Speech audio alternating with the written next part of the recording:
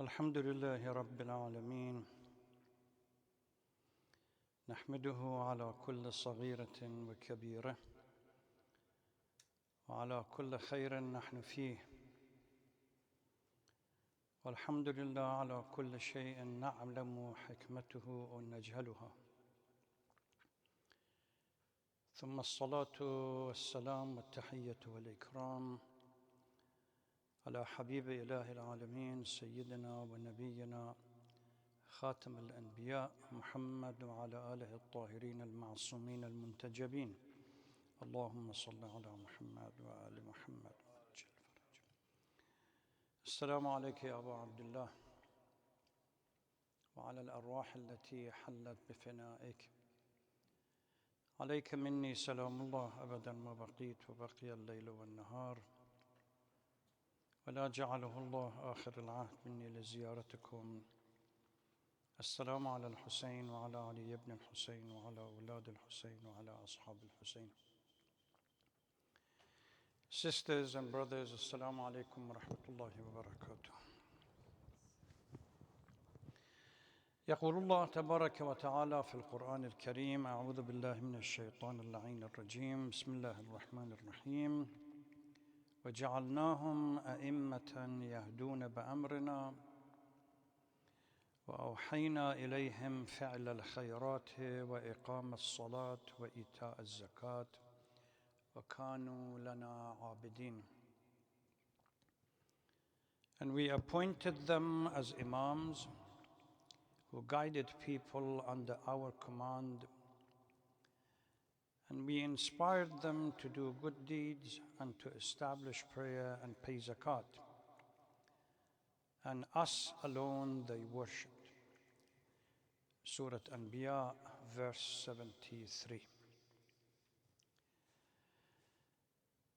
A brief recap of the central theme of our discussion last night was that in trying to establish a different understanding of Jahiliya that applies to modern Jahiliya, Jahiliya has been defined as a particular lifestyle that kufr and disbelief or tyranny needs to be able to dominate the social structure.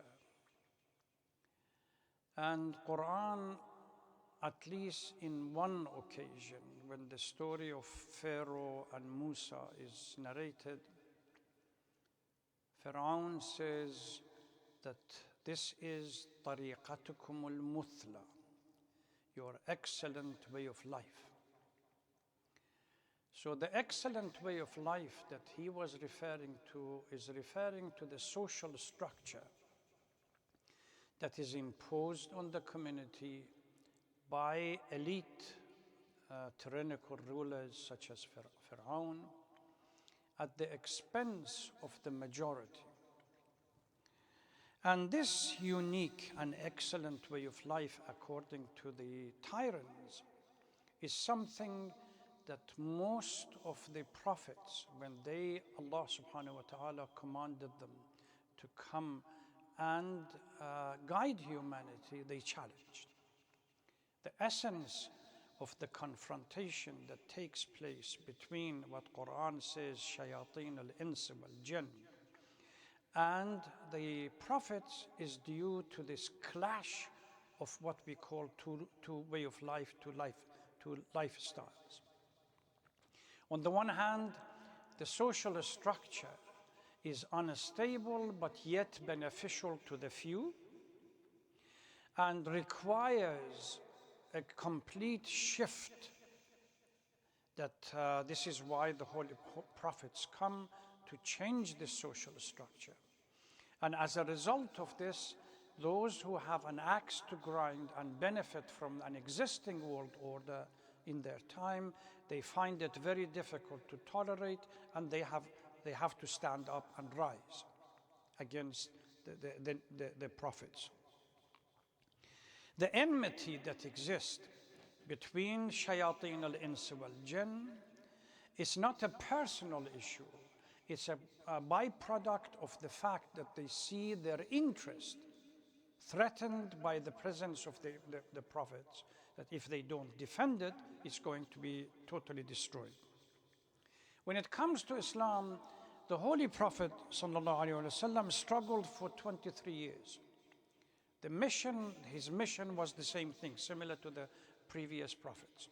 His mission was to destroy the existing lifestyle, which if you read some of the khutbahs in Nahj al-Balagha, Amir al-Mu'mineen salawatullah salamu alayhi reminds the Arab of the time. Just reflect 10 years or 15 years or 20 years ago or 30 years ago and look at your own life. You lived in a squalor that animals would not live. So your lifestyle was not worthy of human being. This is why Allah subhanahu wa ta'ala necessitated the coming of the Holy Prophet, because that lifestyle could not be sustained for human being. So the Holy Prophet came. The main goal was to reform the social order that existed and replace it with more equitable, balanced, and just society.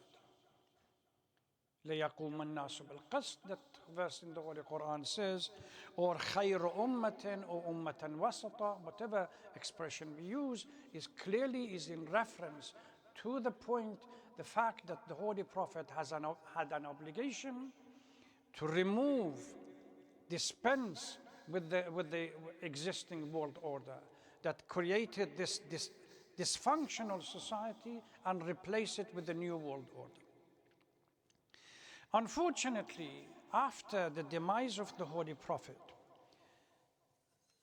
what happened was, what was intended to continue never happened, and Saqifa changed the whole thing.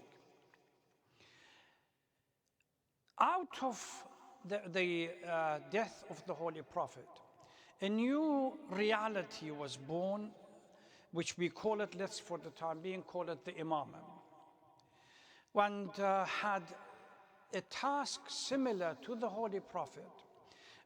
These major tasks to protect Islam and to work, to protect Islam and to work hard for prevention of the society from being deviated and to go back to the old Jahiliya mindset. One thing we need to mention here and pay attention to, it is conventional when it comes to studying the life of the Imams. We tend to separate individual Imams and look at them in a kind of atomistic and individualistic approach. We look at the life of Imam Amir al-Mu'mineen salawatullah salamu alayhi by itself, Imam Hassan by itself, Imam Hussein by itself, Imam Zain al-Abidin by itself. This individualistic approach causes huge amount of problem, that then we begin to ask question why this Imam had a unique strategy which was different from the previous Imam, or why Imam Zain al-Abidin withdrew from the social society and primarily focused on prayer, etc., or Imam Muhammad al-Baqir or Imam Ja'far al-Sadiq. We don't seem to understand, because of this approach, individualistic approach, we don't seem to understand that they all, according to the hadith, كلهم نور واحد. All the Imams are one light, one essence. It will be much better to approach analysis and understanding of the life of our Imams if we imagine, for the time being, a kind of a metaphorical use of, as an example. A reality was born after the demise of the Holy Prophet on the 10th of Hijrah and ended on the 260 after Hijrah, for 250 years, which started from Amir al-Mu'mineen salawatullah salamu alayhi and ended with the martyrdom of Imam Hassan al-Askari. This reality in its totality went through different phases and had different strategies and approach. Depending on how the tyrannical rulers, if you were to consider the life imposed on them as a minefield, they had to navigate, this reality had to navigate the minefield imposed by the tyrannical rulers, whether Bani al-Abbas or Bani Umayyah. If you take a walk,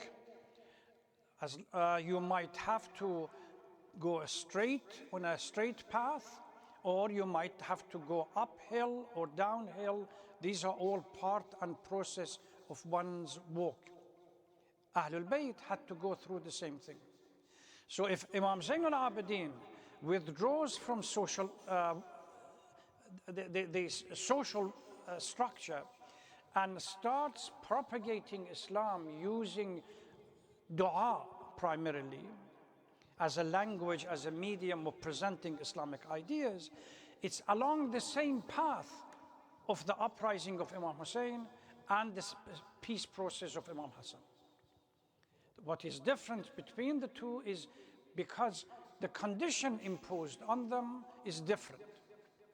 I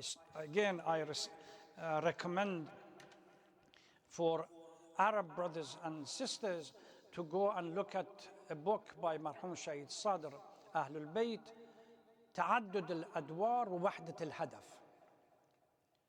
That Ahlul Bayt, they had different strategies, but the goal was the same.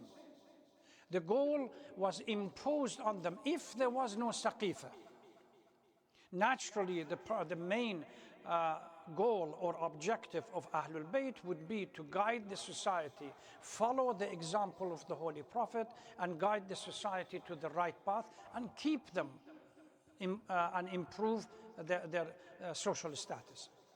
But Saqifa brought a new reality, possibility of deviation.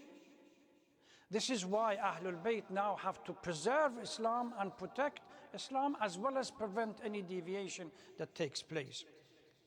Amir al-Mu'mineen says in again another khutbah of Nahj al-Balagha, the death of the Prophet did not completely shut Islam and negated Islam, that Islam is no longer active.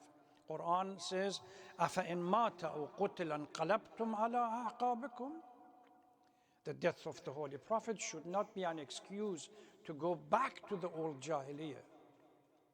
So now the preservation of Islam, even in Khutbah Nahj al-Balagha, says the same thing. Shaykh Shaqiyya, Imam says, I realized that I'm in front of two options.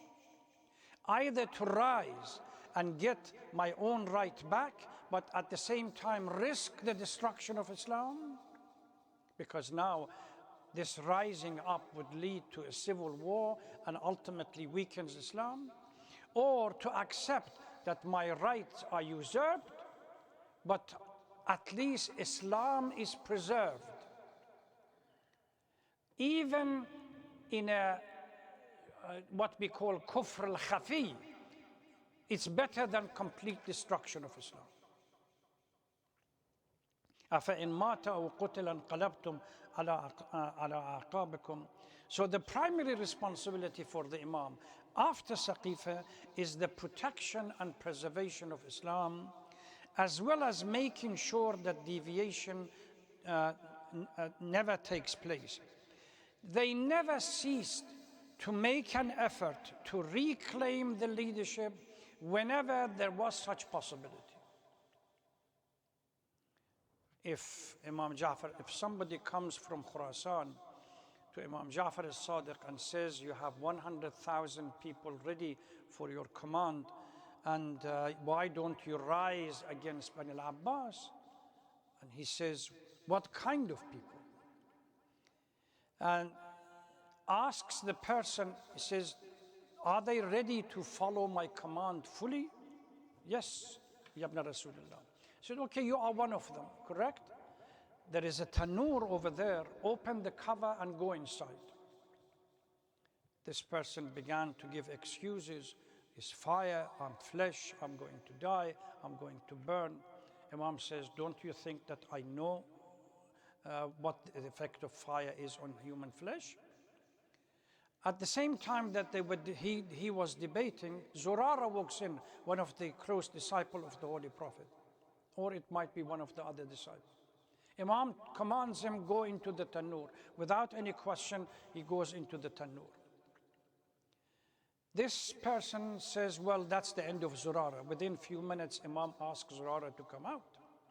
He comes out, a little bit dusty, but he's still alive. Then Imam says, how many like him do you have in Khurasan? The person says, Ya Ibn Rasulullah, not a single one. The reason why our living Imam, the return is still delayed, is because we don't have 313 or 330 metaphorical or real numbers of this kind of people that would submit to the command of Imam, and Imam then has the opportunity to rise and reclaim power and change the world order, the global order.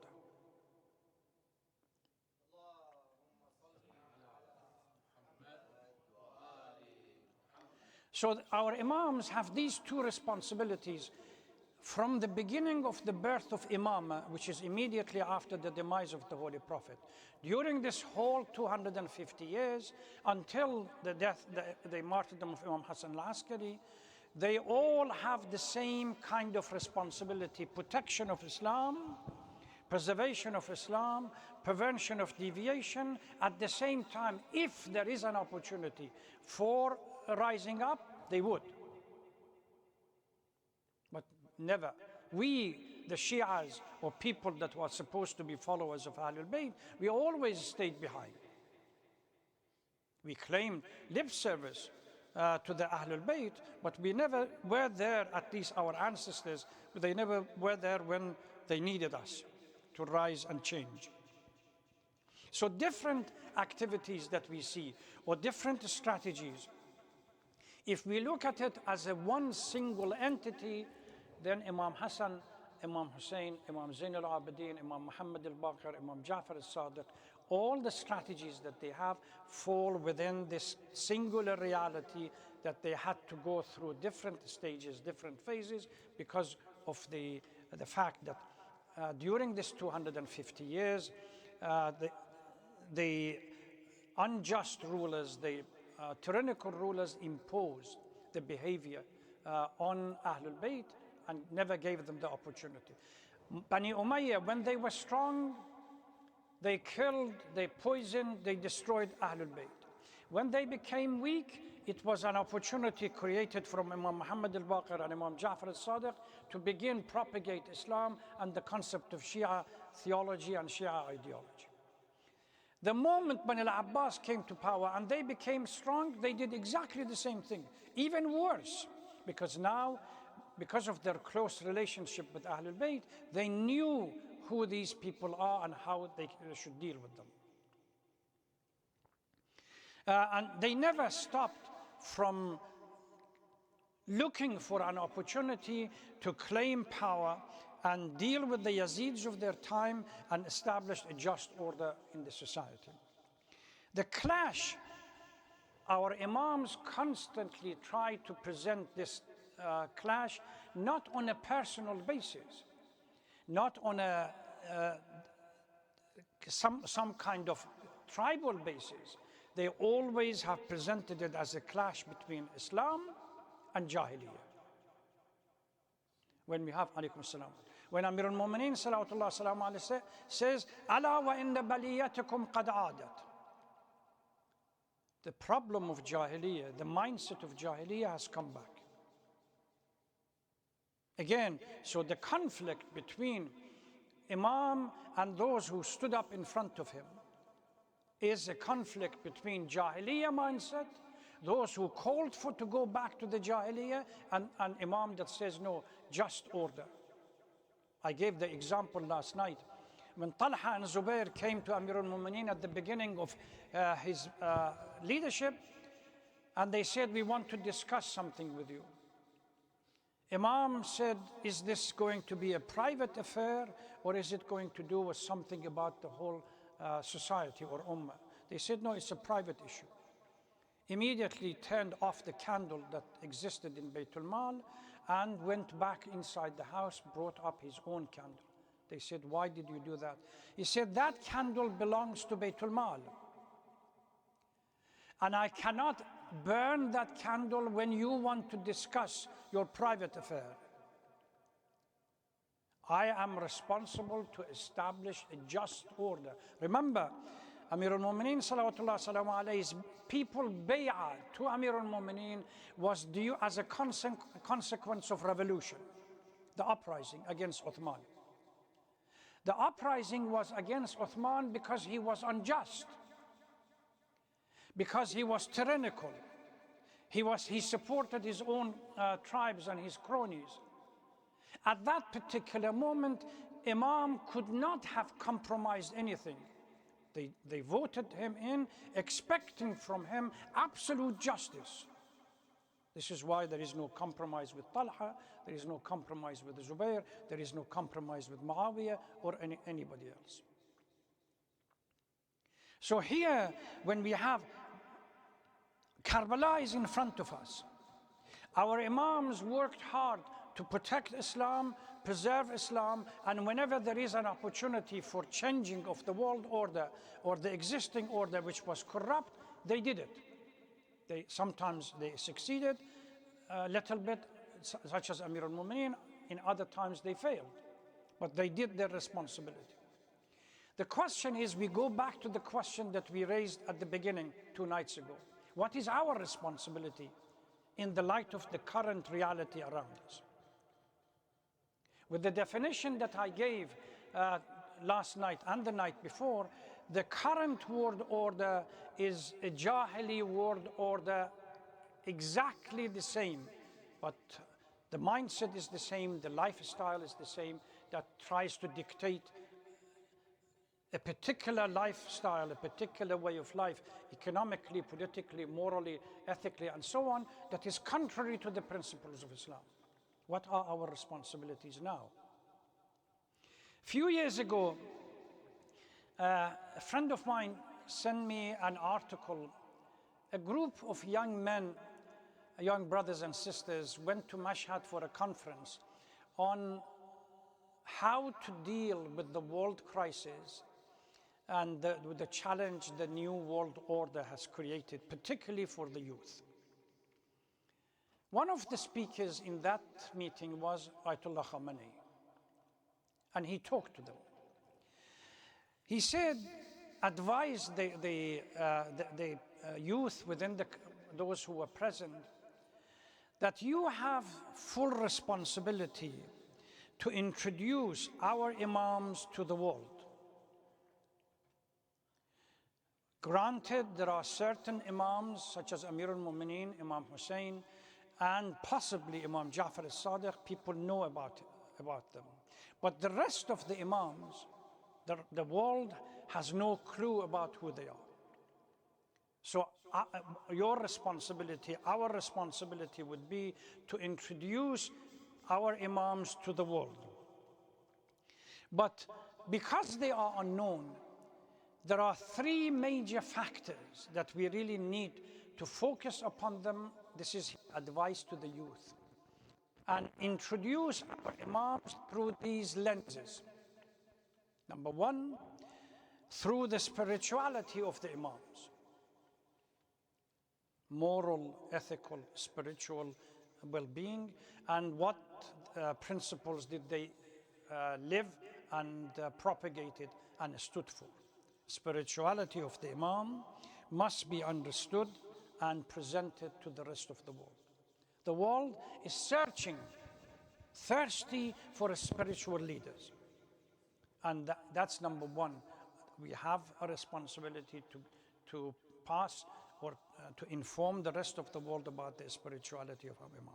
Number 2 is about the word and deed or seerah of Ahlul Bayt, not Sunnah. Sunnah is a hadith that we use it in fiqh and usul. Seerah of Ahlul Bayt. Why did they behave in a manner that they did under that particular circumstance? So that we can learn a lesson from it and apply it in our life. That's the concept of seerah. But the most critical point that he mentioned to the youth was this component, the political dimensions of the lives of our Imam. He said, we are living in a world that it is political. You cannot escape it.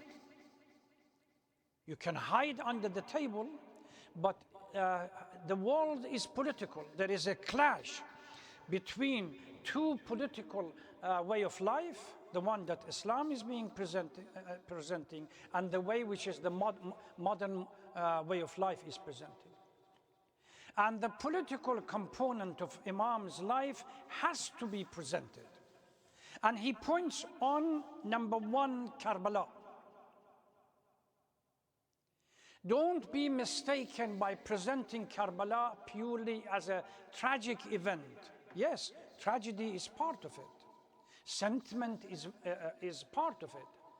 But you have to understand that Karbala was an attempt by Imam Hussein salawatullah salam alayhi to change an existing world that needed or wanted to destroy Islam and totally deviate the community. That aspect must be constantly we have to remind ourselves and the rest of the world. He advised the audience that the greatest injustice to Imam Hussein would be when the world looks at this great revolution against the return of Jahili mindset as merely a conflict for power or personal dislike. If you look at the literature that we have, you go online, they all say, well, it was Hussein and Yazid, they did not like each other and they went to war. Amir al-Mu'mineen, in the case of Ali and Muawiyah, Sayyiduna Ali and Sayyiduna Muawiyah. The concept of social justice, the concept of values and so on, they don't exist. He said, Ashura was an uprising to shatter Yazid's demand or dream of destroying Islam from within and to save Islam. Our responsibility is to look at Ashura as a call for global movement for liberation from the new modern Jahiliya mindset that has taken over the world. That is our responsibility. It's not just purely in a sentiment, emotional way. We have to create a lifestyle, and we have to create the basis for such a movement. Islam and the current world order is in conflict. The greatest duty is to undermine, weaken, and ultimately dispose the power base of the modern Jahiliyyah. Karbala and its commemoration must become an environment for political awareness, leading to a global movement that ultimately weakens, undermines, and possibly deposes this unjust system. This is a call from a religious scholar, a Shia religious scholar. Now look at Sayyid Qutb, which is a Sunni religious scholar. Exactly the same thing. First, he says Muslim community has been extinct. There is no such thing as Muslim community anymore. And he's trying to analyze his own concept of Jahiliyyah. He says when a person embraced Islam during the time of the Holy Prophet, he would immediately cut himself off from Jahiliyyah state and start a new life different from the life and the ignorance of the divine law, and turn to Islam for guidance. If any temptation happens, he became restless with a sense of guilt and felt that the need to purify himself by going to Quran and the Holy Prophet.